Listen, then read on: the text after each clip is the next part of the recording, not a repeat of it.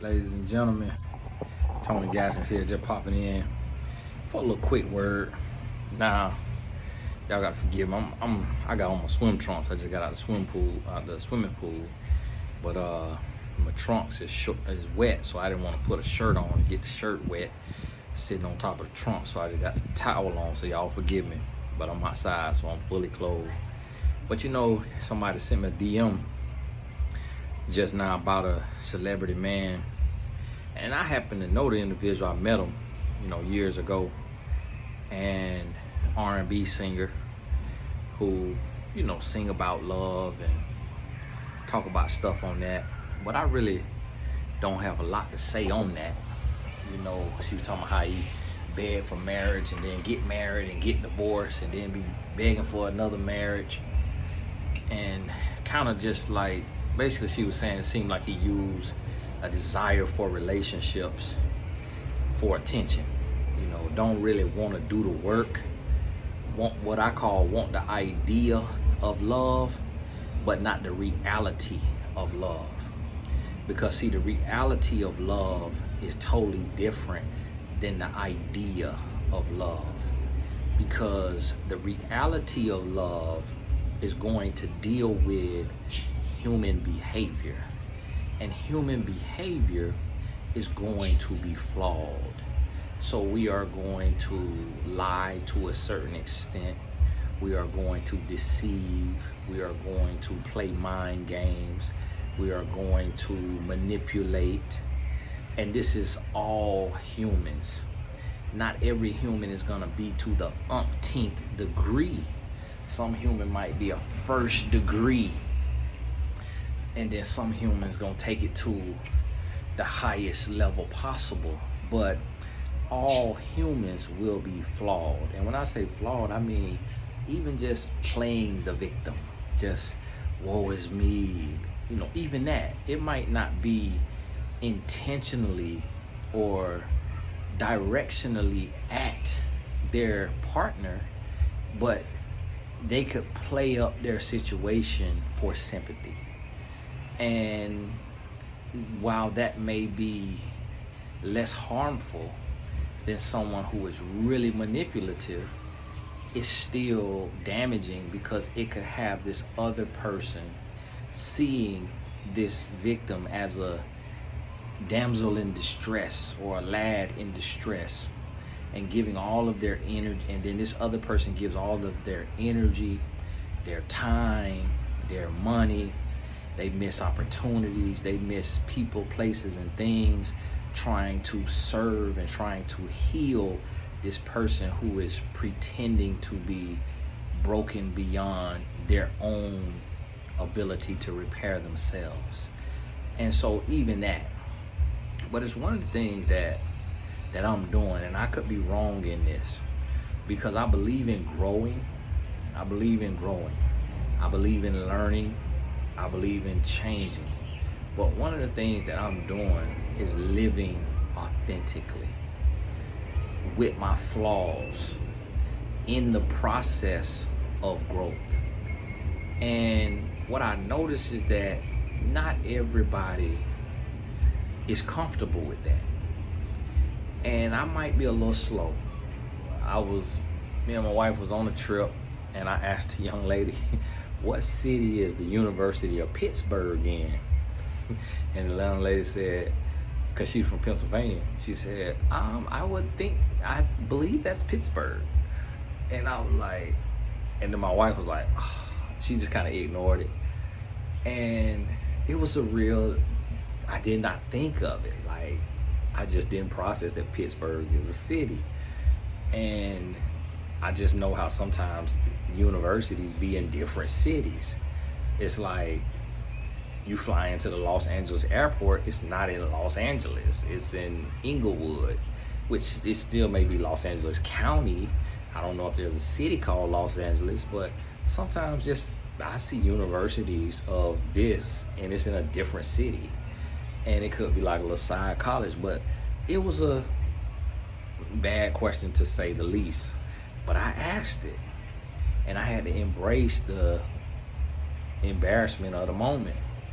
And I'm I'm in Cancun with my family, and we members of this resort, and they want us to update our membership because they done added some stuff to it.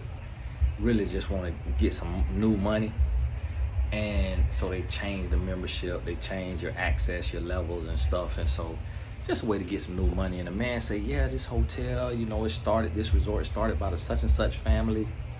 Now we in Mexico. So I said, now that family, did they have anything to do with the cartel back in the day? And my wife and my son were like, oh, and they were just blown away. But me, I told the man, I said, listen, I used to sell drugs. I said, I know Miami was built on drug money. New York, a lot of mafia money. Chicago, a lot of mafia money. I said, it's in Mexico. It ain't like money just flowing. I know what Escobar did over there in Colombia. I said, I'm just curious about the family, where they get their wealth from. If they changed their life, they diversified. If the original guy was, who a mob boss or cartel, or if he oil money, if he founded something, like, just let me know. I'm just asking a question. And so, yeah, the question could be seen as offensive, but I told him, man, I'm spending my money here. I want to know. And guess what? He never told me where the founding family money comes from. He pretended to take offense to it, but I'm like, this ain't your money. This ain't your hotel. So if I take drug money, running numbers money, extortion money, and I start a restaurant, and then my great-great-grandkids get that restaurant, if somebody asks my great-great-grandkids, employee, not even my family, but an employee, one of their thousands of employees, hey, who was this guy who founded this? That shouldn't be offensive to an employee of my company that's 3 generations old and got 3,000 employees. But that's the thing with living authentically, speaking your mind, asking questions, being direct, being okay sounding dumb, being okay sounding rude or whatever you may take it, but just being transparent and being authentic and not having to code switch and not having to wear a mask and not having to pretend to be something that I'm not. So it's like, I remember when I first wrote my book, I got an interview. I was doing my own PR. I'm in a hammock, that's why I'm kind of rocking a little bit. And I got an interview. And the way I got the interview back then, now it was a little PR trick. I wrote in from another email address and suggested that they interview Tony Gaskins, the author of What Daddy Never Told His Little Girl, because the news shows a lot of black males in a negative light. And then the person who checks the emails emailed me back and said, hey, whatever name I use, Ashley or whoever I said, would you happen to have a contact information for this Tony Gaskins? And then I wrote back, hey, I only have the email address that's in his book. And I put that email address, and then they emailed me, hey, Tony, we heard about your book and we would love to interview you for Hero of the Day. Well, when they came out to interview me, I'm sitting there bragging about my book. Book hadn't done nothing. I say, yeah, I'm a book selling in London, in the UK. I had no clue that London was in the UK. I'm from Florida. I'm from Polk County, Florida. They don't teach you about a whole nother country and what their situation is like. I had no clue that London is in the UK. So here go the reporter. A black woman now, but she looked like she in her late 30s. Oh, really? Your book is selling in London and the UK? And she gonna look at her buddy, the cameraman, the white guy. Oh, really? Oh, isn't that amazing? The book is selling in London and the UK. And he was like, oh yeah, that is amazing. Wow. So now they clowning me. Cause they like, who we finna put on this? Who is we finna put on the news? And this man don't know London is in the UK. And so that made them feel good about their news reporter job, because they like, authors is dumb. They like, we got dumb authors. But, so I've been like that. And y'all will hear me say stuff on here that sound crazy. But I just come to a place to where, in my life, to where I say, I'm gonna live authentically. I'm gonna be me. And whoever don't like it, while I'm in the process of learning and growing, forget them. But I got to be me. I'm not finna try to talk proper if I can't talk proper. If I can't say my words the way somebody else say their words, I'm gonna just talk in my accent and let it be what it be. Let my character speak. Let my integrity speak. Let who I am speak. Like, and I show that, like, I might be country, but I'll be the only one to tip the driver. I'll be the only one to tip the waiter, the clean up person, the person who cleaning. We out here, they got a little play place. The kids love it. My 8-year-old, and we got a family out here with us, and they got an 8-year-old, and so they love the play place. We go over to the play place to pick them up. You got to pick them up by 9:30. It's a person sweeping, a lady sweeping, a man sweeping. Nobody tipping the women who working in there as like chaperones and the cleaners. I go up to the cleaner who's sweeping the floor, who everybody overlook, who everybody ignore, and I give $3. Now that's like 60 pesos. That might not do a lot, but that 60 pesos might buy a loaf of bread. It might buy something. It might get a bus pass, for X amount of trips. And she'll grab, thank you, senor, gracias, senor. And then I go get a guy who cleaning up, $3. And then the workers, there's 4 of them in there. I get $20, say, hey, can y'all split this, $5 each. Oh, thank you. But everybody walking past them, everybody ignoring them, because they think like, oh, this is an all-inclusive hotel. I ain't got to give you no tip. But if I got it, I do that. So I realized just how I'm flawed, and I might ask an offensive, intrusive question. At the same time, I got a lot of positive qualities that separate me from other people. And so I'm sharing this with you from my perspective to say, look at yourself and identify the areas you need to work on. But in the process of working on yourself, be okay being yourself. Be okay being whatever it is you are, based on where you come from, what you have and haven't had, what you've seen and haven't seen. And as you're in process, be content with your process. Content doesn't mean complacent. Be grateful for where you are and who you are and what you have, and be okay with that. Like, be okay not being able to afford certain things and being able to say, I can't afford that, it's not in my budget, instead of putting on a front and just say, oh, I don't want that, or oh, I don't need that. But really, it's the only sole reason is you can't afford it. Like, be okay being authentic. And I think we'll have so much more freedom just being ourselves, because I see so many people where they gotta talk this way around these people. Y'all want to play. They gotta talk this way around these people.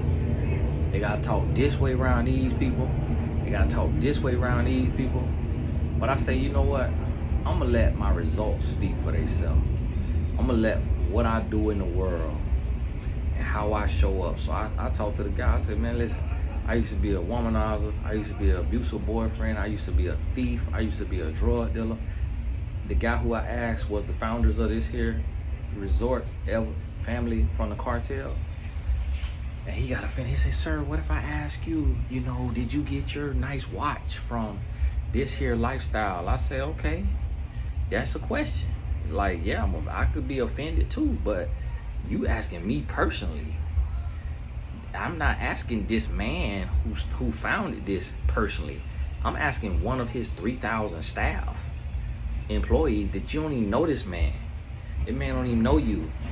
And so I'm asking you, that's totally different. And I said, I'm just a transparent, real person. I said, if I'm gonna spend $50,000 with y'all to be a member, then I wanna know where my money going. I wanna know the origin of the resort. Who started it and who is he?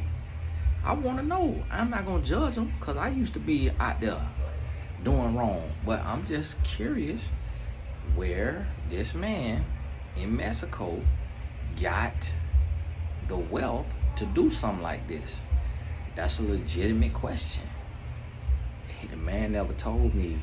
I don't even know if he know or if he do know that it did come from a little illegal activity decades ago whenever this was started. I don't know. But it just was a question, not judging. It's up and running. Ain't nobody in prison, so it obviously got to be on the up and up. And so I had to get to that place and I had to check. And I checked my wife and my son, my oldest son, because they made, and they, I say, listen, don't y'all ever in y'all life again act like that when I ask somebody a question.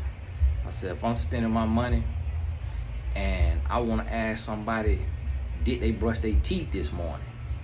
Y'all better sit there and look like everything normal. And if you got a problem with it, talk to me after. And y'all ask me, why did you ask that question? And I told him, I said, I wanted to let that man know that I'm 100% real and authentic about my dealings, my business dealings. And I want to put him on that hot seat because I want to confront him that way because he getting ready to sell me. This man will have me sell his soul. These salesmen, they ruthless. But I say, y'all see, we walked out of here with a deal because this man know how I move, how I operate. He know I'm a straight shooter now. He know I could see through him. So I had the position in that way in the art of negotiation. So now something that they say costs $200, $300, $400,000, I done got it way down a tenth of that because of my posture, because of my position, and somebody else might do better. But guess what? If they would have said, hey, this is what this membership costs, and I just say, oh, okay, cool, that's great. They not gonna give me no deal. But because I understand a little bit of the art of negotiation, being my authentic self, and I had to let my family know, I say, listen, y'all gotta understand, although I may talk country, although I may ask dumb questions, don't overlook what I done built. I'm far from dumb. I say, y'all might be book smart and could get straight A's in school, but I'm far from dumb. I say, how many people y'all know? And I had to run off some stats. I had to run off some stats to my son and to my wife just to let them know, don't ever in your life again try me like no basic. Don't act like I'm ignorant. Don't act like I'm dumb just because I'm being my authentic self. And as my authentic self, I'm gonna rub some people the wrong way. I'm gonna offend some people. That's humans. That's life. We all gonna do that. You got to choose your offense, because all of us gonna get offended. All of us gonna get mistreated or disrespected in some way or another. All of us gonna have to bear the brunt of somebody else's personality or their mistake or their choice. That's humans. And so I'm coming to that place where I say, man, I'm gonna just be authentically me. I'm gonna just be me. And I'm gonna grow. And I told him, man, I said, I could have, when it was just me and him talking, and I told him why I asked that question. I said, I probably could have said, how did the family build their wealth? Instead of just saying, was this family a part of the cartel? Because the name sounded like Escobar, but it was something else. But I just was curious because I earn money and I run a business.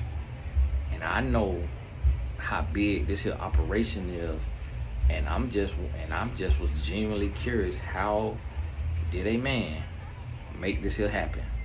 Because if he made it happen, I can make it happen, unless the score is uneven, unless it was something in the water. But if we both coming out the mud, we starting with zero, and we doing it legally. If he could do it, I could do it. So was there some sauce in here? And that's just me. But I say, I want to share that because I know it's a lot of people. This ain't for everybody. Some people, they cool, and they feel like it's necessary, to do what they call, I guess they call it code switching.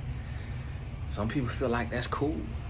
Some people feel like that's what you supposed to do, and that you gotta have 2-3 personalities.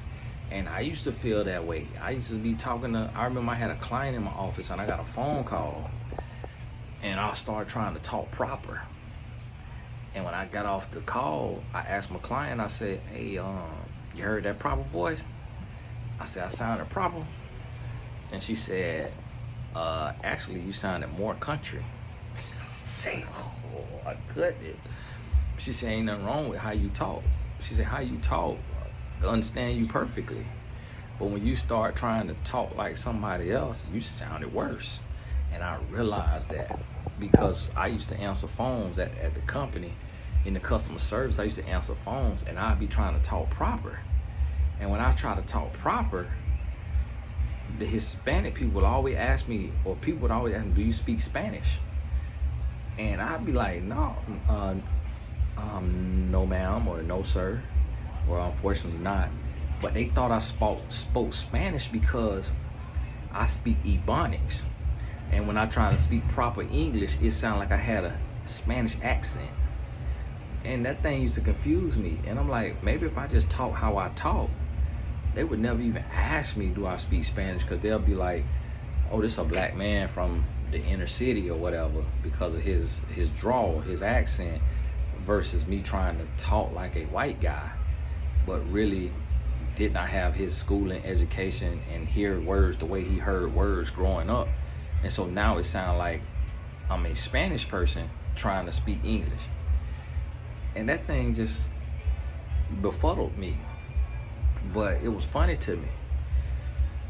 And then when I just be me, women who call, they'll be like, oh, this sounds like a sex hotline. Oh, can you say that again? And I'm like, the world? Some women would ask me, did you take a Valium? It was like a pill that you take. I would call Valium or volume. And I think they said like relax your nerves or something. And I'd be like, no ma'am, I didn't. Because you answer the call, hello, how may I help you? Or something like, hello, thank you for calling Publix, where shopping is a pleasure. How may I direct your call? And the microphone right here. So you ain't got to yell. So when I just started being myself, I was like, man, a lot of people like my phone voice. I'm up here trying to sound like Mr. Rogers, and people like my phone voice.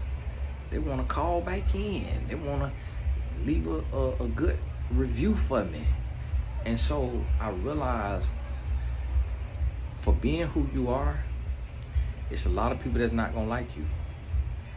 I know some people online who doing good, and I talk to somebody about them, and they'll be like, or their name will come up in conversation, and somebody will be like, oh, I don't like her. She too this, she too that. Or I don't like him. He too this, he too that. And I guarantee you, everybody say the same thing about me. There's a whole bunch of people, I don't like him. He too this, he too that. So whoever you are, it's going to turn some people off, and it's going to open some doors with other people.